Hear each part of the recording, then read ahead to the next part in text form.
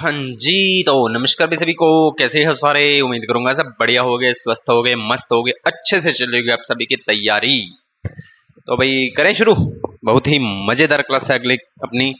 Electron परिवहन तंत्र अथवा ऑक्सीकरणी फॉस्फोरिलीकरण।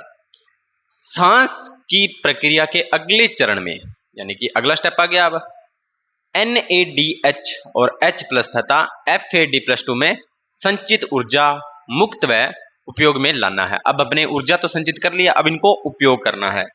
यह तब संपादित होता है जब उनका ऑक्सीकरण इलेक्ट्रॉन परिवहन तंत्र के द्वारा होता है। और यह कब संपन्न होता है? जब उनका ऑक्सीकरण होगा इलेक्ट्रॉन परिवहन तंत्र के द्वारा तथा इलेक्ट्रॉन ऑक्सीजन पर चला जाता है तथा पानी का निर्माण होता है। इलेक्ट्रॉन कहां पर चला जाएगा? इलेक्ट्रॉन चला जाएगा ऑक्सीजन पर और जल का निर्माण हो जाएगा। उपपचयी पथ में जिसके द्वारा इलेक्ट्रॉन एक वाहक से अन्य वाहक की ओर गुजरता है, इसे इलेक्ट्रॉन परिवहन तंत्र कहते हैं। उपपचयी पथ में जिसके द्वारा इलेक्ट्रॉन एक वाहक से अन्य वाहक की ओर गुजरता है, इसे इलेक्ट्रॉन परिवहन तंत्र कहते हैं या ETS कहते हैं, जो माइटोकॉन्ड्रिया के भीतरी भाग में संपन्न होता है। तो इलेक्ट्रॉन परिवहन तंत्र कहां पर संपन्न होता है? ये होता है माइटोकॉन्ड्रिया के भीतरी भाग में। माइटोकॉन्ड्रिया के अधात्री में TCA चक्र के दौरान NADH से बनने वाले इलेक्ट्रॉन एंजाइम NADH डिहाइड्रोजिनेज द्वारा ऑक्सीकृत होते हैं। NADH से बनने वाले जो इलेक्ट्रॉन होते हैं उसमें एंजाइम NADH डिहाइड्रोजिनेज के द्वारा ऑक्सीकरण होता है, कॉम्प्लेक्स फर्स्ट।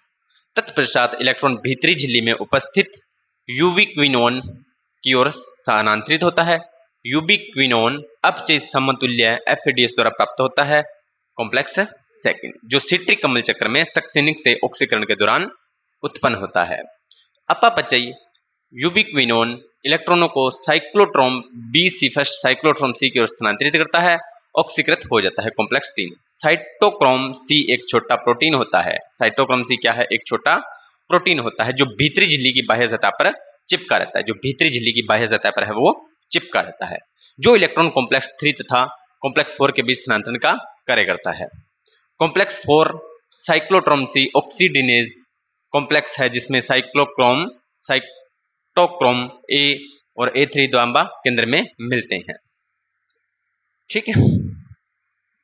जब इलेक्ट्रॉन परिवहन श्रृंखला में एक वाहक से दूसरे वाहक कॉम्प्लेक्स फर्स्ट से 4 के द्वारा गुजरते हैं तो ATP सिंथेज से युग्मित होकर ADP व अकर्पण से ATP का निर्माण होता है। तो ATP का निर्माण यहां पर होता है। इस दौरान संश्लेषित होने वाली ATP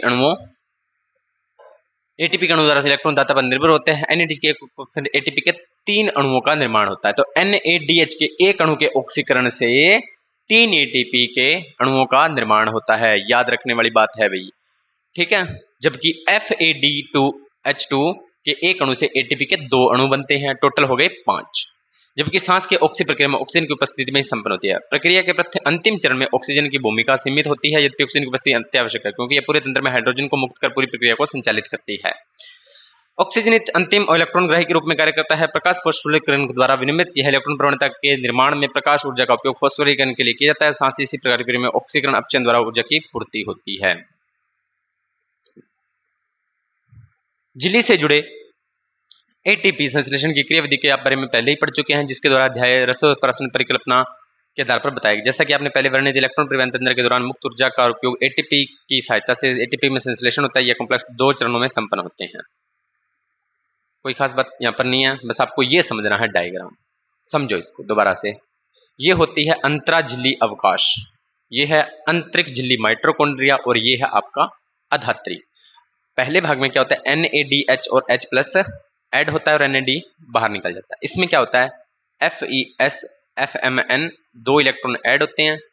यहां से इलेक्ट्रॉन जाते हैं UQ में, यहां से UQS में, cytosine C FS cytosine B, और इस तरह से फिर यहां से ये 4 हाइड्रोजन आयन बाहर निकल जाते हैं।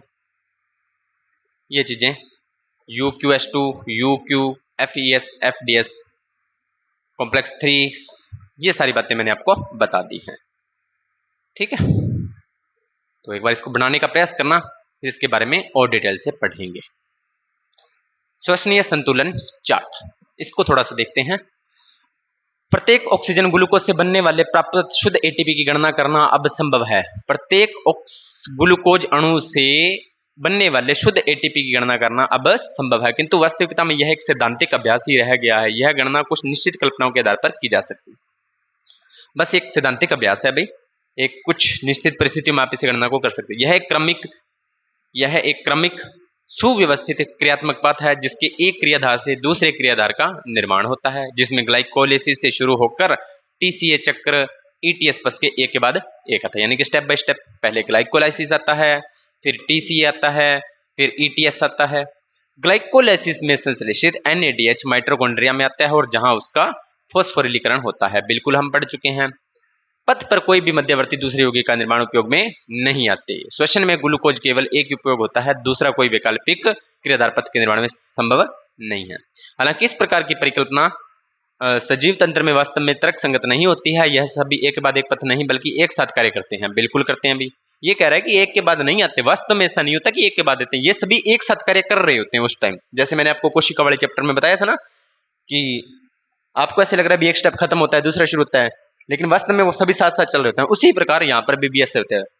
पथ में क्रियाधार आवश्यकता अनुसार बाहर अंदर की जा सकते हैं। आवश्यकता अनुसार एटीपी का उपयोग हो सकता है। एंजाइम की क्रिया अनेक विधियों द्वारा नियंत्रित किया जा सकता है, फिर भी यह क्रिया करना उपयोगी है, क्योंकि सजीव तंत्र में ऊर्जा का निष्कर्षण और संग्रहण हेतु इसकी दक्षता सहायनीय। अतः ऑक्सीजन श्वसन के दौरान ग्लूकोज के एक अणु से 36 एटीपी अणुओं की शुद्धि प्राप्त होती है। बस कितने एटीपी? ग्लूकोज का एक अणु, और ऊर्जा कितनी बनती है? 36 एटीपी।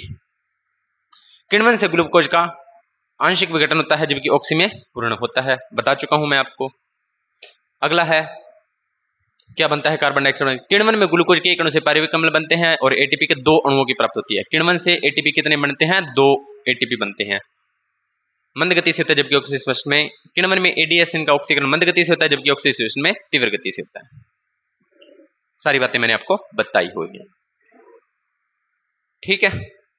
और अगली क्लास में हम पढ़ेंगे, इस क्लास को अगली क्लास में खत्म कर देंगे इस चैप्टर को, एम्फिबोलिक पथ। तो इसको करने का प्रयास करना भाई, थोड़ा सा टफ था ये, आप भी करने का प्रयास करना, ठीक है। और उम्मीद करता हूँ आपको जानकारी अच्छी लगी होगी।